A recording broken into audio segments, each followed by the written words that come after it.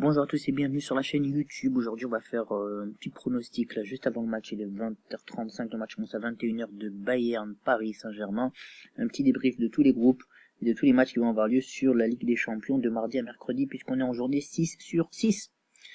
Et je remercie tous ceux qui ont regardé les vidéos, qui se sont abonnés récemment. Là on est beaucoup sur la chaîne. Continuez s'il vous plaît, ceux qui sont abonnés à regarder les vidéos. Partagez la chaîne, faites tourner si ça vous plaît, mettez vos commentaires, vos retours négatifs ou positifs, ça m'intéresse. Bref, basta ça.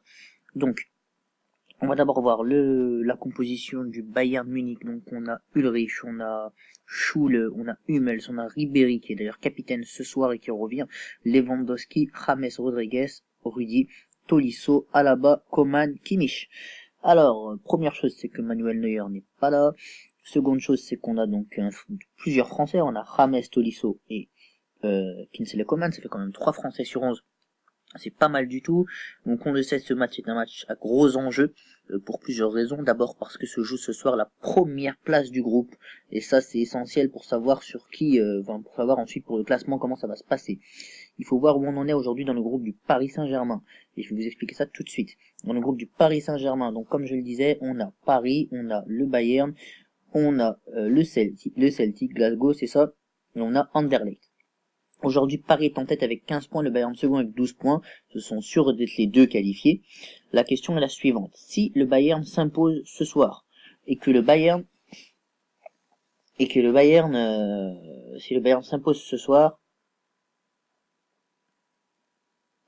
s'impose ce soir, alors, attendez, faut que je regarde une chose.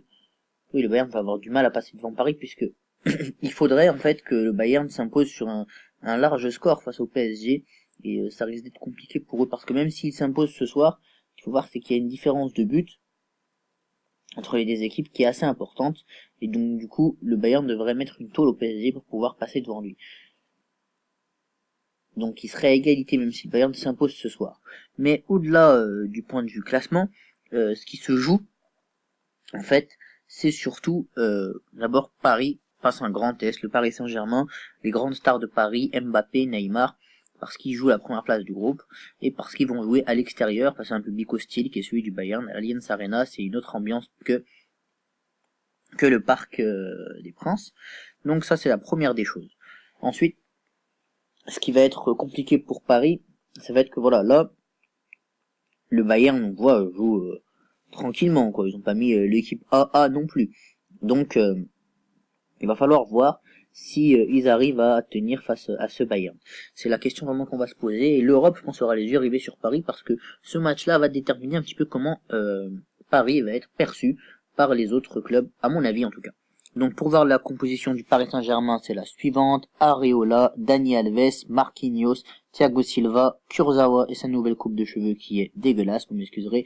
Verratti, Rabiot, Draxler, Mbappé, Cavani, Neymar. C'est un Paris Saint-Germain qu'on a l'habitude de voir. Ce Paris qui a perdu face à Strasbourg, alors ça veut rien dire, oui, ça veut rien dire, on est d'accord. Mais quand même, les journaux allemands se sont beaucoup moqués, je sais pas si vous le savez, mais beaucoup moqués de cette défaite du Paris Saint-Germain face à Strasbourg. On va voir ce que va donner ce match. Moi, sincèrement, je pronostique une victoire du Bayern Munich. Je pense que Paris ne gagnera pas, ou peut-être un nul, mais je vois pas Paris gagner, en tout cas ça c'est sûr. Donc maintenant on va faire un point sur les groupes, voilà, les autres groupes, et je vais vous dire un petit peu qui est déjà qualifié et qui doit encore se qualifier, comment ça va se faire, et qu'est-ce qu'on attend en fait pour les prochains matchs, etc. C'est ça qui va nous intéresser, puisqu'on sait que maintenant le tirage va arriver très rapidement et ça c'est une bonne chose, ça va nous permettre de voir les huitièmes de finale. Vous inquiétez pas, je vous ferai une vidéo dessus. Je vois que les résultats de tirage ça vous plaît beaucoup sur la chaîne. Donc les matchs du soir, je vous les dis tous et puis ensuite on fait un point groupe par groupe.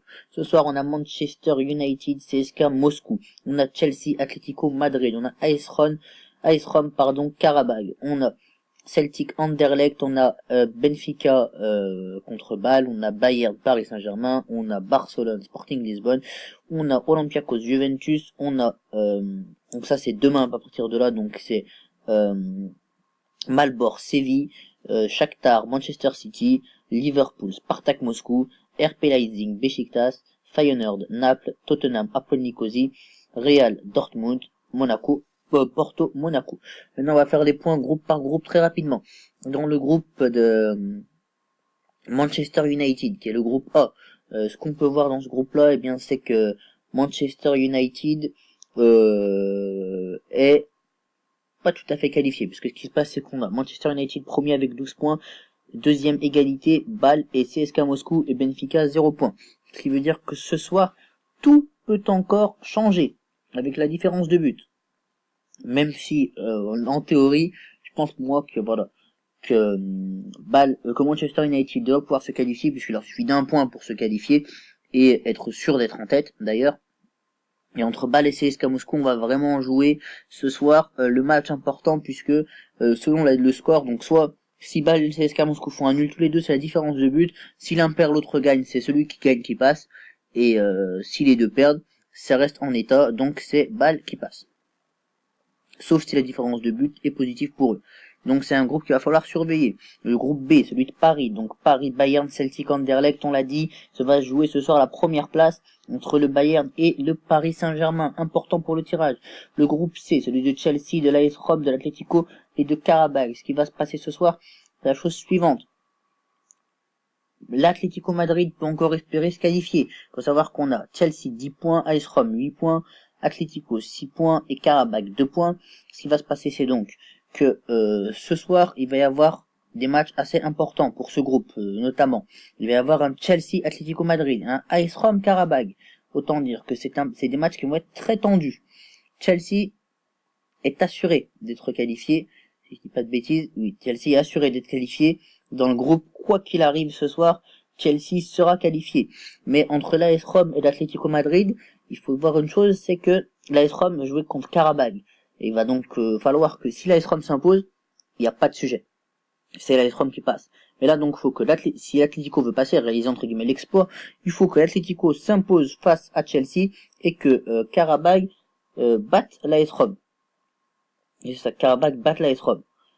Et si Karabakh et l'AS Rome font un nul, il faut que Atlético arrive à avoir une différence de but positive. On va dire que c'est un groupe très tendu. Moi, je pense que ce sera Chelsea et Rome qui vont passer. Le groupe D, celui du Barça, de la Juventus, de Sporting, de l'Olympiakos. Ici, le Barça est assuré d'être qualifié, mais pas encore assuré d'être en tête à la différence de but, puisque la Juventus, si elle s'impose et que le Barça perd, ce qui à mon avis n'arrivera pas, peut être à égalité et selon la différence de but, passer devant eux. Je pense que le Barça va passer. Ensuite, Chelsea et Sporting Lisbonne, qui eux par contre, donc Chelsea 8 points, Sporting 7 points et Olympiakos 1 point. Ce qui veut dire que encore, le Sporting peut espérer chipper la place à cette Juventus. Juventus qui, devons-nous le rappeler, n'est pas très en forme ces derniers temps. Mais on a, pour sauver le Sporting, pour sauver la Juventus, un Barça Sporting et un Olympiakos Juve, même si c'est à l'Olympiakos et que l'ambiance est chaude, je pense que la Juve devrait pouvoir passer. En tout cas, c'est mon avis. Je pense que vous avez beaucoup à me rejoindre. Groupe E, groupe le plus passionnant pour ma part. On a Liverpool, Séville, Spartak, Moscou, Malabar. Je vous ai donné dans l'or Malabour, pardon. Liverpool 9 points, Séville 8 points, Spartak 6 points et Malabour 2 points. Ce qu'on va voir ici, c'est que donc ce soir on va avoir un Liverpool, Spartak et un Séville, Malabar, et donc il va falloir se dire quoi. Faut que les deux équipes arrivent à avoir au moins un point et elles pourront être qualifiées. Même si le Séville peut être en danger en fonction de la différence de but s'ils n'ont qu'un seul point. Mais il devrait s'imposer à mon avis. Manchester City, Shakhtar, Naples et Feyenoord pour le groupe F. Ce qu'on voit ici, c'est que Manchester City est forcément qualifié. Que le Shakhtar a 9 points, Naples a 6 points. Donc le Shakhtar doit au moins réussir à gagner un point. Mais le Shakhtar va affronter Manchester City. Donc Naples peut encore espérer se qualifier. Si le Shakhtar perd et qui gagne avec une grande différence de but. Ensuite, on a Beşiktaş, Porto, Leipzig, Monaco. Et là, Beşiktaş est assuré d'être qualifié. Et ça va se jouer entre Porto et Leipzig pour la seconde place. Donc avec un Monaco Porto et un Leipzig Beşiktaş, à mon avis, Porto devrait pouvoir se qualifier, même si ça serait beau pour Monaco qui prenne leur revanche de la finale de 2004. Enfin, pour le groupe H, c'est un des seuls groupes qui est complètement arrêté. Tottenham est en tête avec 13 points, le Real Madrid est second avec 10 points, Dortmund 2 points, Napoli Nicosie 2 points.